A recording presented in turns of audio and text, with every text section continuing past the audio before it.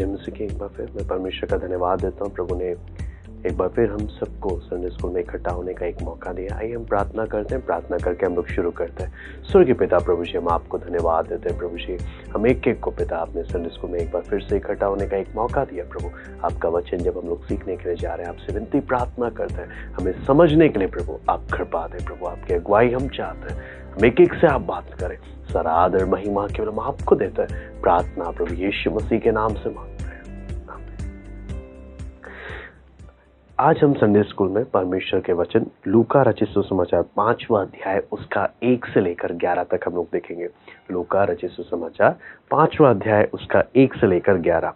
जब भीड़ परमेश्वर का वचन सुनने के लिए उस पर गिरी पड़ती थी और वो गन्नेसरत की झील के किनारे पर खड़ा था, तो ऐसा हुआ कि उसने झील के किनारे 2 नावें लगी हुई देखी और मछुए उन पर से उतरकर जाल धो रहे थे। उन नाव में से एक पर जो शमौन की थी चढ़कर उसने उनसे विनती की कि किनारे से थोड़ा हटा ले चले। तब वह बैठकर लोगों को नाव पर से उपदेश देने लगा। जब वह बातें कर चुका तो शमौन से कहा, गहरे में ले चल और मछलियां पकड़ने के लिए अपने जाल डालो। शमौन ने उसको उत्तर दिया, हे स्वामी, हमने सारी रात मेहनत की और कुछ ना पकड़ा, तो भी तेरे कहने से जाल डालूंगा। जब उन्होंने ऐसा किया तो बहुत मछलियां घेर लाए और उनके जाल फटने लगे। इस पर उन्होंने अपने साथियों को जो दूसरी नाव पर थे संकेत किया कि आकर हमारी सहायता करो, और उन्होंने आकर दोनों नावें यहाँ तक भर ली कि वे डूबने लगी। यह देखकर शमौन पतरस यीशु के पांव पर गिरा और कहा, हे प्रभु, मेरे पास से जा, क्योंकि मैं पापी मनुष्य हूँ। क्योंकि इतनी मछलियों के पकड़े जाने से उसे और उसके साथियों को बहुत अचंभा हुआ, और वैसे ही जब्दी के पुत्र याकूब और यूहन्ना को भी, जो शमौन के सहभागी थे, अचंभा हुआ। तब यीशु ने शमौन से कहा, मत डर, अब से तू मनुष्यों को जीवता पकड़ा करेगा। और वे नाव को किनारे पर ले आए और सब कुछ छोड़कर उसके पीछे हो लिए। यहाँ पर जब परमेश्वर के वचन को पढ़ते हैं, बहुत सारी बातें इस घटना में हम देख सकते हैं, बहुत सारी बातें। लेकिन संडे स्कूल तीसरी क्लास के अनुसार ये छोटों के लिए भी है, बड़ों के लिए भी है, और यहाँ तक अगर वचन देखें तो प्रभु के दासों के लिए भी है। बहुत ही सुंदर, बहुत ही गहरी बातें इसमें छिपी हुई हैं। लेकिन हम लोग क्लास वाइज हम लोग उसके अकॉर्डिंग हम लोग देखेंगे। तो जितना हमें मालूम होना चाहिए, जितना प्रभु हमें सीखने का अवसर देता है, हमें उसमें सीखना है। यहाँ पर जब देखते हैं शमौन और अंद्रियास, जब हम देखते हैं हमारे पाठ का नाम है यीशु शमौन की नाव में। तो शमौन और अंद्रियास दोनों भाई थे, है ना। वो दोनों के दोनों क्या थे? मछुआरे थे, और दोनों अपनी अपनी नाव पर सवार होकर क्या करते थे? हर रात को जाया करते थे। आप मतलब मछली पकड़ना एक ऐसा काम है जो दिन के टाइम नहीं करते। क्यों? जब छाया पड़ती है तो मछली को शक हो जाता है, तो रात के टाइम करते हैं जब कोई छाया पड़ने का चांस नहीं है। तो रात के टाइम अक्सर मछुआरे मछली को पकड़ा करते हैं। तो वो अपने जालों को हुक को नहीं, कई बार आपने देखा होगा ऐसे ऐसे करके हुक डालते हैं और मछली को पकड़ते हैं। मछुआरे हुक लेकर नहीं जाते थे, जाल लेकर जाते हैं। तो वो जाल डाला करते थे और रात को क्या करते थे? मछलियां पकड़ा करते थे। आपको मालूम है अंद्रियास कौन था? अंद्रियास यूहन्ना बपतिस्मा देने वाले का चेला था। उसने यूहन्ना से यीशु मसीह के विषय में गवाही सुनी थी कि यही है वो मसीहा, परमेश्वर का मेमना। तो तब वो उसके साथ उसके प्रभु यीशु मसीह के पीछे हो लिया। आपको याद होगा वो प्रभु यीशु मसीह के पीछे चल दिया, और प्रभु ने पूछा, तुम किसकी खोज में हो? तो बोलते, तू कहाँ रहता? प्रभु ने बोला, चल कर देखो। तो उस रात वो उसके साथ रहे। अगले दिन अंद्रियास क्या किया? शमौन के पास गया। शमौन के पास जाकर क्या बोलने लगा? भाई, मुझे यीशु के साथ एक दिन व्यतीत करने का मुझे एक मौका मिला। हाँ, हमें वो मसीहा मिल गया जिसे परमेश्वर ने क्या किया है? भेजा है। तो अंद्रियास फिर क्या करता है? पतरस को या शमौन को किसके पास लेकर आता है? यीशु के पास लाता है। फिर शमौन अंद्रियास दोनों जब प्रभु से मिलने के बाद, उन दोनों के दोस्त लोग थे कौन? याकूब और यूहन्ना। ये लोग भी क्या थे? मछुआरे थे। तो ये यीशु ने इन लोगों से भी इनकी क्या हुई? मुलाकात हुई।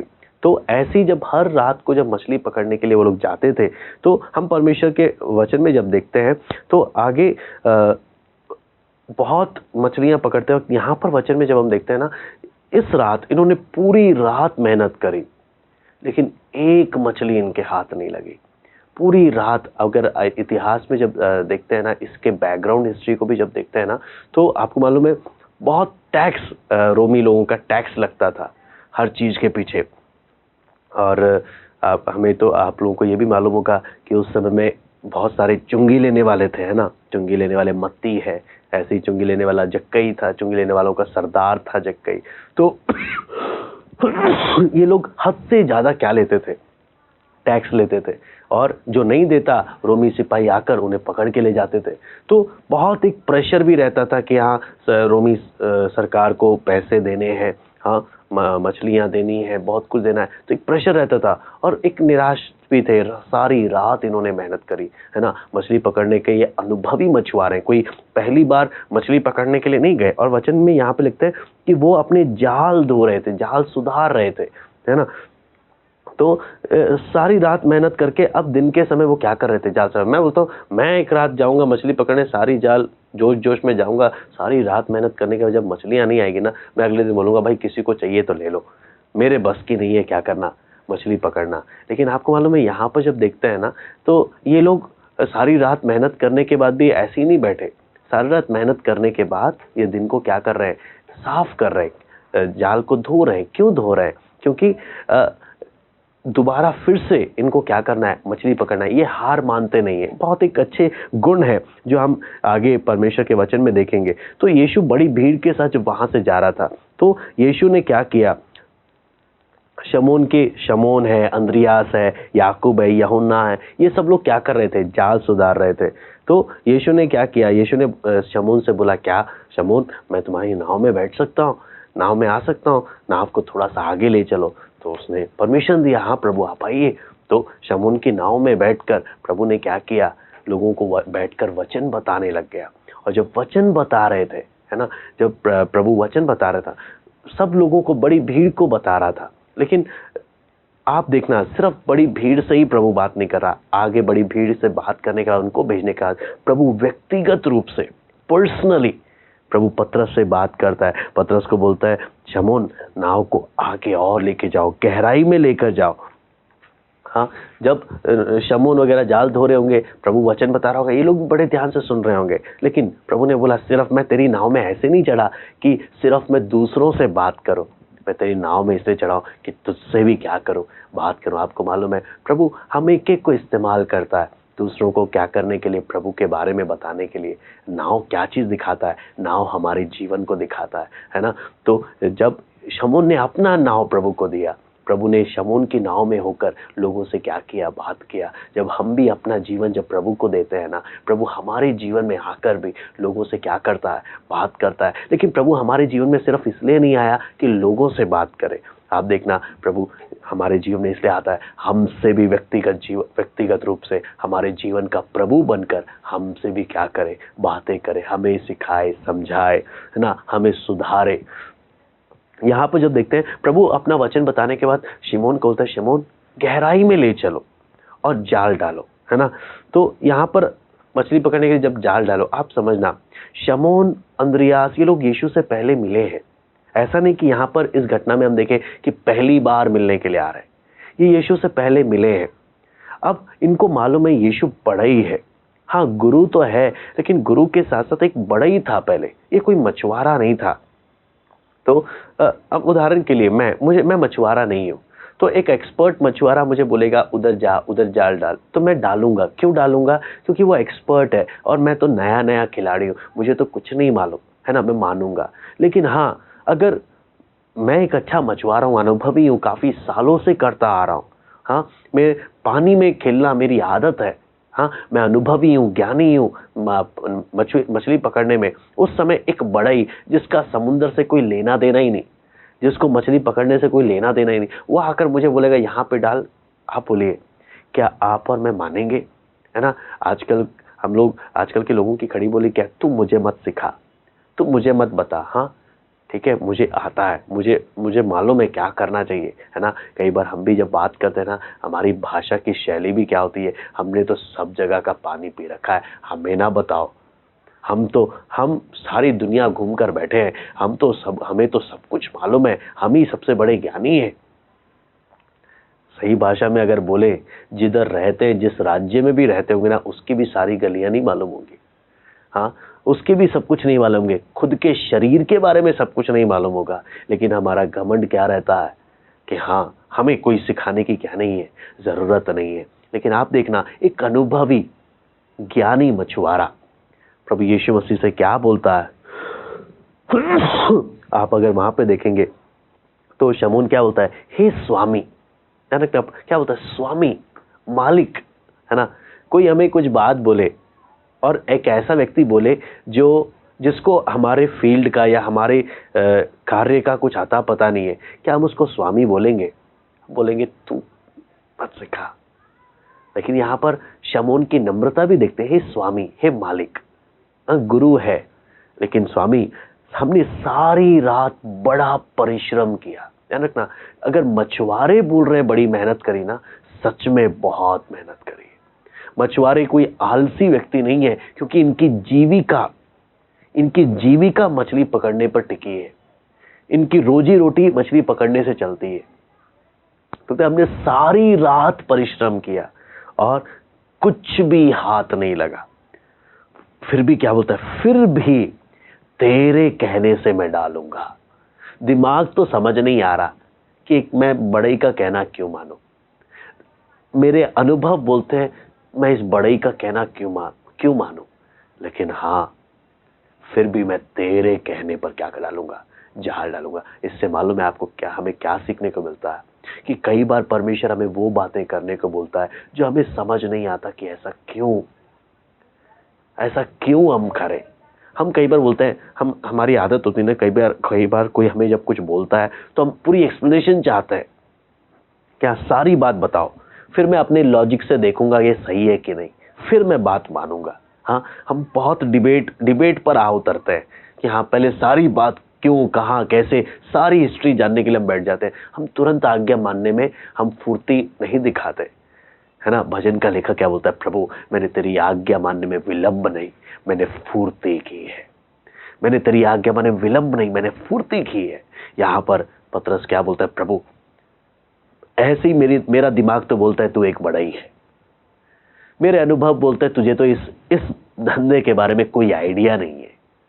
लेकिन प्रभु तूने बोला है ना, तेरे कहने पर मैं जाल डालूंगा। यहां पर आती है आज्ञाकारिता, कि जब हमें समझ भी ना आए कि प्रभु हमसे क्यों ऐसा बोल रहा है या प्रभु हमारे जीवन में क्यों ऐसा होने दे रहा, लेकिन प्रभु की बात को मानने के लिए आज्ञाकारिता, कि प्रभु फिर भी अगर तू बोल रहा है, मैं करने को क्या हूं, मैं तैयार हूं, है ना। दुनिया मुझे देखकर हंसेगी, हाँ, याकूब यौना भी देखकर, पतरस को देखकर क्या बोलेंगे, हंसेंगे। हाँ, अरे सारी रात नहीं मछली मिला नहीं ना, इसलिए इसको सदमा लग गया कि दिन में क्या डाल रहा है, जाल डाल रहा है। दूसरे हंसेंगे। आपको मालूम है, कई बार प्रभु की आज्ञा मानने पर शायद दुनिया हंसे। हाँ, शायद आप दुनिया की नजर में आप पागल कहलाओ, लेकिन क्या आप प्रभु की आज्ञा मानने के लिए कुछ भी बनने को तैयार हो? क्या आप प्रभु की आज्ञा मानने के लिए कुछ भी करने को तैयार हो? हाँ, वो बात आती है सच में कि एक सबसे जीवन बदल देता है जब आप इतने समर्पित हो जाते हो प्रभु की आज्ञा मानने के लिए। और आपको मालूम है, यहां पर एक और बात हमें क्या चीज देखने को मिलती है, सारी रात मेहनत करी, है ना। क्यों प्रभु कई बार हमारे जीवन में असफलता लेकर आता है? आपको मालूम है, कई बार हम में से बहुत लोग निराश हो जाते हैं कि मैं जो भी करने की कोशिश करता हूं, मैं बार बार फेल हो रहा हूं। शायद पढ़ाई के विषय में, शायद मैं काम के विषय में, शायद बहुत सारी बात है उनके विषय में मैं फेल हो रहा हूं। कई बार ना हम अपने दिमाग में बहुत सारी नेगेटिव बातें, नेगेटिव सोच लेकर आते हैं, अब तो मुझसे होगा ही नहीं, मैं फेलियर ही हूँ, मैं हारा हुआ हूँ। चाहे आत्मिक बात के विषय में हो, चाहे प्रभु के साथ चलने के विषय में हो, किसी भी विषय में मैं तो हारा हुआ हूँ। हाँ, बहुत सारी बातें ऐसे हैं। मैं आपको बोलता हूँ, ये जो हार है ना, ये इसलिए आने वाली है, ये इसलिए आपके जीवन में आ रही है क्योंकि इसके कुछ क्षणों के बाद एक बहुत बड़ा चमत्कार होने वाला है। मैं दोबारा से बोलूंगा, ये हार का अनुभव आपके जीवन में इसलिए आ रहा है क्योंकि प्रभु इसके कुछ क्षणों के बाद एक ऐसा चमत्कार करने वाला है जो आपके जीवन को बदल दे। पतरस ने निराशा में रोया होगा। हाँ, रोमी लोगों के कैसर के करों से दबा होगा, दुखी होगा, बहुत सारी बातों से परेशान होगा। सारी रात आप सोचना, इतनी मेहनत कर रहा है फिर भी नहीं मछली मिली, कितना दुखी और परेशान होगा। लेकिन फिर भी हम वचन में देखते हैं, हे प्रभु तेरे कहने पर मैं जाल डालने को तैयार हूं। यहां पर क्या चीज हमें सीखने को मिलता है कि इस असफलता के बाद एक बहुत बड़ा आश्चर्य कर्म हुआ, बहुत बड़ा एक आश्चर्य कर्म जो आपके और मेरे जीवन में भी हो सकता है यदि हम ऐसे असफलताओं के बीच में निराश होकर शैतान को अपने जीवन में अवसर देने के बजाय हम प्रभु की ओर ताकें। अपनी असफलताओं में हम निराश होकर पाप को अपने जीवन में अवसर ना दें, बल्कि अपनी असफलताओं में हम प्रभु की ओर ताकें। प्रभु मुझसे नहीं हो रहा, मैं क्या करूं, मुझे समझ नहीं आ रहा मेरे जीवन में ऐसा क्यों हो रहा है, और मैं जिनसे भी पूछने जाता हूं कोई भी मुझे संतुष्टि का जवाब नहीं दे पा रहा, कोई भी मेरे अंदर की बातों को समझ नहीं पा रहा। प्रभु मैं क्या करूं? ध्यान रखना, तब शायद प्रभु ऐसी कोई बातें बोले जो आपका दिमाग ना समझे, आपके अनुभव ना माने। फिर भी क्या आप बोलोगे, प्रभु तेरे कहने के कारण मैं जाल डालूंगा। और यहां पर आगे जब देखते हैं ना, सबसे बड़ी हैरानी की बात क्या हुई, जाल डालते साथ जाल मछलियों से क्या हो गया, भर गया। और यहां पर देखते हैं इतना भर गया कि फटने लगा। आपको मालूम है पहले सफलता क्यों नहीं आई? अगर पहले आई होती ना, यीशु अगर रात के समय आता ना और बोलता जाल डालो, अगर मछलियां मिलती, पता है पतरस क्या बोलता, प्रभु आपने कोई चमत्कार वत्कार नहीं किया, ये तो मेरा पेशा है, मेरा अनुभव है, ये मेरे ज्ञान के कारण हुआ है। लेकिन जब दिन में मछलियां जब इतनी भर गई कि जाल फटने लगा ना, पतरस को क्या एहसास है, ये मेरा पेशा नहीं है, या ये मेरी अक्लमंदी के कारण नहीं आया, ये मेरे अनुभवों के कारण नहीं आया, ये प्रभु के अद्भुत काम के कारण आया। सारी महिमा प्रभु को मिले। ध्यान रखना, जब परमेश्वर काम करता है तब अंदर से दुआ क्या आती है, प्रभु ये तो मेरा काम नहीं है, ये तो आपका काम है, ये आपने किया है। तब जीवन में घमंड आने का अवसर नहीं होता।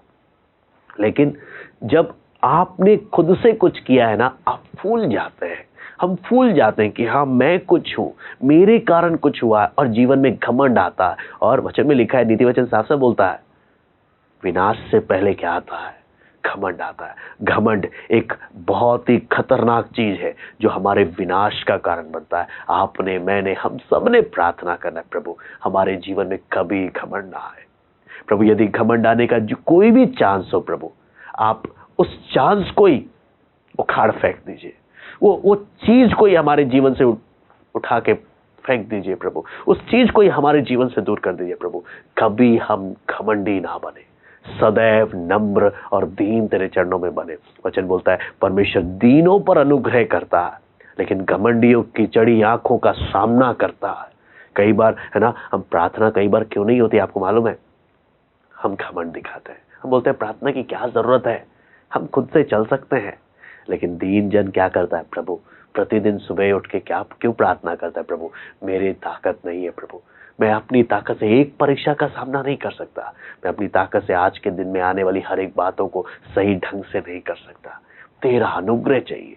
इसलिए यहाँ पर जब आगे हम देखते हैं, लिखा है वहां पर प्रभु ने जब इतना बड़ा चमत्कार जब वहां पर किया, मछलियों को रात भर का परिश्रम जब किया तो कुछ मछलियां हाथ नहीं लगी, लेकिन यीशु की आज्ञा का पालन किया तो जहां मछलियों से जाल क्या हो गया, भर गया। वापस जब आए, यहां पर देखते हैं नाव को जब किनारे लगाए, मछलियों को जब उतारने लगे और फिर से जाल जब धोने लगे, यीशु ने क्या किया, यीशु ने क्या, जाल धोने लगे। तो यहाँ पर एक और बात क्या है, यहाँ पर बहुत सारी बातें यहाँ पर वचन में पढ़ते हुए कि यीशु ने क्या बोला, अब से एक एक आयतों को भी जब हम देखते हैं बहुत सारी बात है। यहाँ पर प्रभु यीशु मसीह क्या बोलता है, अब से तुम क्या करोगे, मनुष्यों के पकड़ने वाले बनोगे। मनुष्यों के मछुआरे बनो, मनुष्य के पकड़ने वाले बनोगे। उदाहरण के लिए अगर हम इन सारी घटनाओं को एक बार ध्यान से समझे तो यहाँ पर हमें क्या चीज़ समझ में आता है। कई बार हम यहाँ पर हम वचन में हम लोग इस पतरस का मछली पकड़ने के विषय में आप ना मत्ती 4 का 18 से 22 में, मरकुस 1 का 16 से 20 और लूका में भी जब आप पढ़ते हैं तो ये सब घटनाओं को कई बार हम लोग ना मिक्स कर देते हैं कि ये एक ही घटना है। लेकिन अगर आप ध्यान से जब देखेंगे कि मत्ती और मरकुस में जो मछली पकड़ने की जो घटना है वो वचन आप पढ़ेंगे, वो उस समय मछली पकड़ने में व्यस्त है। लेकिन जब आप लूका में जो इस घटना को आप पढ़ रहे हैं, लूका 5 का 1 से 11 में पढ़ रहे हैं, तो इन्होंने मछलियां पकड़ी सारी रात, अब ये जाल धो रहे हैं। और आप समझना, अगर जाल को धोते नहीं है तो परेशानी क्या हो जाती है आपको मालूम है? जाल खिंच जाते हैं और फिर क्या हो जाते हैं, कड़क होकर टूटने लग जाते हैं। तो इसलिए बहुत जरूरी होता है कि जाल को हमेशा क्या करना, धोना, है ना। तो यहां पर हम देखते हैं यीशु ने पहले ही, अगर आप यूहन्ना में भी पढ़ेंगे कि कम से कम 7 चेले थे प्रभु यीशु मसीह के जो पहले से ही एक मछुआरे थे। और यहाँ पर देखेंगे यीशु ने पतरस, अंद्रियास, याकूब, यूहन्ना, इन सबको पहले ही क्या किया था, इनसे भेंट करी थी जैसे मैंने आपको बताया। और यीशु के साथ ये लोग कफरनहूम भी गए, गलील भी गए, लेकिन वापस ये किधर चले गए, अपने काम की ओर। लेकिन यहाँ पर जब इस अध्याय में हम देखते हैं इस घटना को, तो यहाँ पर यीशु जब बुला रहा है ना, यहाँ पर चेला बनने के लिए बुला रहा है, फुल टाइम डिसाइपलशिप, हमेशा के लिए मेरे साथ रहने के लिए बुला रहा है। पहले आए, प्रभु के साथ रहे, अलग अलग जगह गए, वापस अपने काम धंधा किया और चले गए। लेकिन इस अध्याय में देखते हैं यहाँ पर जब प्रभु बुला रहा है तो पूर्ण समय के लिए प्रभु यीशु के साथ रहने के लिए आए। और 7 चेले थे। और आपको मालूम है मछुआरों में एक सबसे बड़ी गुण क्या क्या थे? मछुआरे, अगर आपको मालूम है, मछुआरे समुद्र में जब काम करते हैं उन्हें बड़े साहसी होने की आवश्यकता है, बड़ा धीरज होना चाहिए उनमें, और काम करने के प्रति दृढ़ संकल्प होना चाहिए। अगर ये बातें इनके जीवन में नहीं है, अगर मछुआरे के जीवन में नहीं है, तो कोई भी व्यक्ति समुद्र में काम नहीं कर सकता। एक असली मछुआरे में ये 3 गुण होना बहुत जरूरी है। और यहाँ पर एक और बात क्या है, ये लोग मिलकर काम करते हैं मछुआरे। मैंने जैसे आपको बताया, ये हुक नहीं डालते, ये जाल डालते हैं। और अकेले से जाल नहीं खींचता, आपस में साथियों को, यानी एक साथ मिलकर काम करने का एक आदत यहाँ पर हम देख सकते हैं। और यहाँ पर क्या चीज है, ये लोग में वो कला ये लोग अपने जीवन में लेकर आते हैं। इसलिए मछुआरे का जीवन आसान जीवन नहीं होता। तो यहाँ पर जब देखते हैं, हमने देखा पतरस ने प्रभु का कहना मानकर क्या किया, जाल डाला, और जाल मछलियों से क्या हो गया, भर गया। तो यहाँ पर जब हम देखते हैं परमेश्वर के वचन में आगे जब हम देखते हैं, तो इन्होंने जब मछलियां पकड़ी, तो मछलियां जब इतनी सारी मछलियां पकड़ी, तो मछलियों को पकड़कर जब ये लोग आए, जाल नाव को जब कोने में लेकर आए, पतरस क्या बोल सकता था, ये सारी मछलियां मेरी है ना। लेकिन यहाँ पर हम वचन में जब पढ़ते हैं 5वें अध्याय 1 से 11 में, तो ये क्या करता है, इतनी जब जाल मछलियां से भरने लगी तो पतरस ने संकेत दिया बाकियों को, आ जाओ, तुम भी आ जाओ, तुम भी क्या ले लो, मछलियां ले लो। आपको मालूम है इससे हमें क्या चीज सीखने को होता है? परमेश्वर जब हमें आशीष देता है ना, वो सिर्फ हमारे व्यक्तिगत जीवन के लिए नहीं है। परमेश्वर हमें जो भी देता है वो इसलिए देता है ताकि हम दूसरों से बांटना सीखें, दूसरों से बांटे। एक बहुत ही सुंदर एक सीखने वाली बात हम यहाँ पर देखते हैं। पतरस ने जब प्रभु के चमत्कार को देखा, आपको मालूम है पतरस यीशु के पैरों पर गिरकर क्या बोलता, प्रभु मैं पापी हूं, तो मेरे पास से चला जा। पतरस को एक बात का एहसास हो गया, बेशक मैं समुद्र में मैंने इतने साल काम किया, मैं अपने आप को बड़ा ज्ञानी समझता था, बड़ा अनुभवी समझता था, लेकिन जो यीशु दिन के टाइम में समुद्र की मछलियां कहां पर मिलेंगी और उस समुद्र की गहराइयों तक को जो जानता है, वो मेरे दिल की गहराई भी जानता है, वो मेरे जीवन को भी जानता है। प्रभु मैं पापी हूं। आपको मालूम है ये बात प्रभु ने कहा, मत डर, आज से तुम मेरे पीछे चलेगा। कहने का मतलब बहुत सारी बातें हमने देखी। अगर आप देखें, सबसे पहला हमने क्या चीज सीखा, हाँ, नाव, पतरस ने नाव पर प्रभु को क्या करने दिया? आने दिया। नाव क्या है? हमारा जीवन। हम प्रभु को जब अपने जीवन में आने देते हैं, तो यीशु पतरस की नाव में बैठ के दूसरों से बातें किया, सिर्फ दूसरों से नहीं, पतरस से भी व्यक्तिगत जीवन में उससे भी डील कर रहा। उसी प्रकार प्रभु हमारे जीवनों के द्वारा दूसरों से बातें करता है, लेकिन उससे भी बढ़कर प्रभु हमारी नाव में इसलिए आया, हमसे हमारे जीवन को बदल डाले। ध्यान से समझना, प्रभु हमारी नाव में सिर्फ दूसरों से बातें करने नहीं आया, बल्कि इसलिए आया कि आपके और मेरे जीवन को क्या कर डाले? बदल डाले। दूसरी बात क्या है? प्रभु की आज्ञा पालन करना, है ना। आज्ञाकारिता से पहले परमेश्वर क्या आने देगा? असफलता, है ना, पराजय आने देगा। लेकिन पराजय में भी हमने क्या करना है? पराजय में भी निराश नहीं होना, शैतान को अवसर नहीं देना, बल्कि प्रभु की ओर ताकना है। जो कोई प्रभु की ओर ताकता है, उसके जीवन में असफलता, निराशा नहीं, असफलता उसकी तैयारी है एक बहुत बड़े चमत्कार के लिए। तीसरी बात हम देखते हैं आज्ञाकारिता। जब कोई बात समझ में भी नहीं आए, फिर भी प्रभु की आज्ञा मानने के लिए क्या रहना? तैयार रहना। और अगली बात हमने क्या इसमें सीखा? हमने देखा परमेश्वर के वचन में कि जब परमेश्वर हमारे जीवन को आशीषित करता है, वो सिर्फ हम तक रहने के लिए नहीं, बल्कि जो आशीष प्रभु ने हमें दिया, हमें दूसरों के साथ बांटना है। और आगे जब देखते हैं, प्रभु ने बोला डर मत, अब से तू मनुष्यों का पकड़ने वाला होगा। वचन में लिखा है वो नावों को किनारे पर ले गए और सब कुछ छोड़कर उसके पीछे बोले। आपको मालूम है, जब सच में एक व्यक्ति के जीवन में प्रभु काम करता है ना, वो अपना सब कुछ प्रभु को समर्पित कर देता है। वो प्रभु के सब कुछ फुल कमिटमेंट हो जाता है। अगर आप सब कुछ छोड़ने के लिए प्रभु के लिए तैयार नहीं है, आप सब कुछ प्रभु को देने के लिए तैयार नहीं है, शायद आपने प्रभु को आज तक जैसे अनुभव करना चाहिए, जैसे जानना चाहिए, आप शायद नहीं जाने। और हमारी यही प्रार्थना रहेगी, हम एक एक प्रभु को ऐसी गहराई से, ऐसे गहरे संबंध से जाने कि हम एक एक अपना सब कुछ प्रभु के लिए समर्पित करें। सब कुछ प्रभु, हम तेरे लिए है, तेरी महिमा हमारे जीवन से हो, यही हमारी एक कामना। आइए हम प्रार्थना करते हैं। स्वर्गीय पिता प्रभु जी, हम धन्यवाद देते हैं सुंदर लेसन के लिए, सुंदर पाठ के लिए। प्रभु आप दया करें, हम एक एक से वचन के द्वारा बातें करें, हमारे जीवनों में कार्य करें प्रभु। हम एक एक उस गहरे संबंध में प्रभु आपके साथ आने पाए प्रभु, और हमारा जीवन प्रभु दूसरों के लिए बहुत आशीष का कारण होने पाए, और हमारा जीवन के द्वारा आपकी महिमा हो।